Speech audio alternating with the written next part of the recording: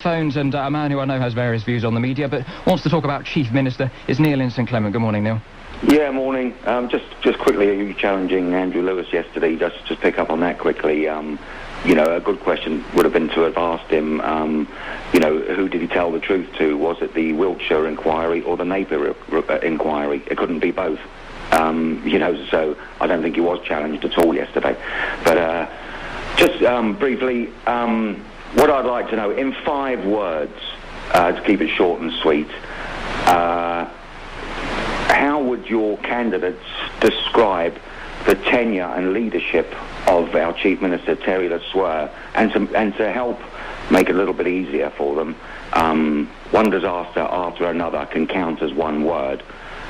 And can I also, Stuart Syvret said that he's in possession of Graham Power's 62,000-word defence to the Wiltshire inquiry that none of the media have reported on at all. Again, we come back to the mainstream media, don't we? They've told one side of the story and not the other. Will Mr. Syvret be making that document public? Because I think it's paramount that it comes out into the public domain. So, there you are. Let's get those questions to Senator Francis LeGresley first of all. Senator, in 5 words, what are your thoughts on the time in charge of Senator Terry LeSueur? 5 words. Well, I suppose if I had to choose 5 words, I would say too easily influenced by Osoph.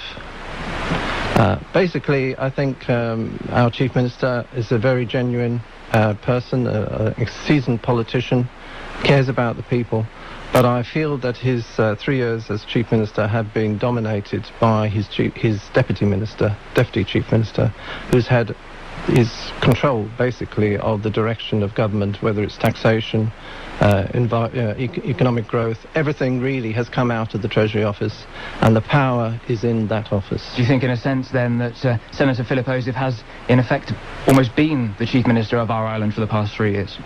Well, that's my conclusion from having sat in the States for 15 months. I think the direction that the government has gone has been driven by the agenda to basically support the finance industry. I have no problem with supporting the finance industry, but we now have a taxation system which is basically shifted the burden of taxation from corporates to personal taxation.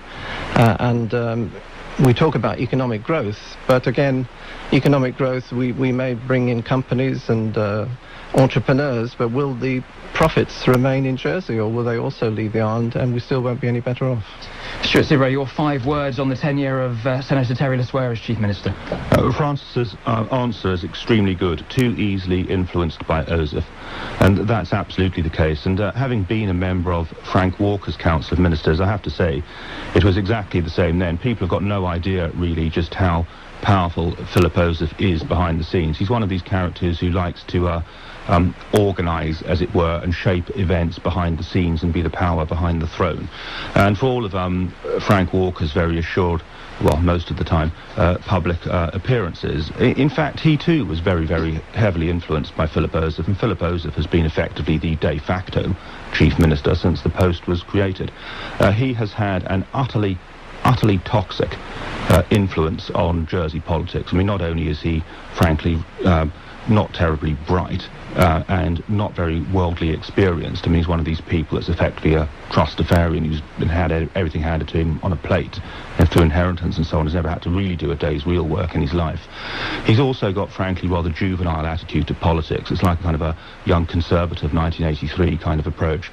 He's an extremely divisive figure, arrogant, utterly intolerant of anyone and anyone's views in, for example, the Council of Ministers that might challenge him. We did ask for 5 words, but well, I agreed with and your answer to the other part of the question in a word. We must move on, but will you be making that report public?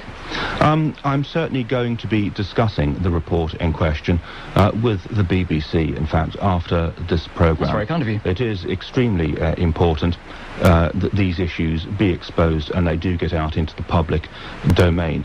And Quite how and what will happen as a result of that, I don't know, because there are many occasions in the past where I have, myself and through whistleblowers, produced and discovered all kinds of very serious, very dramatic documentary evidence about different issues that have gone wrong in Jersey.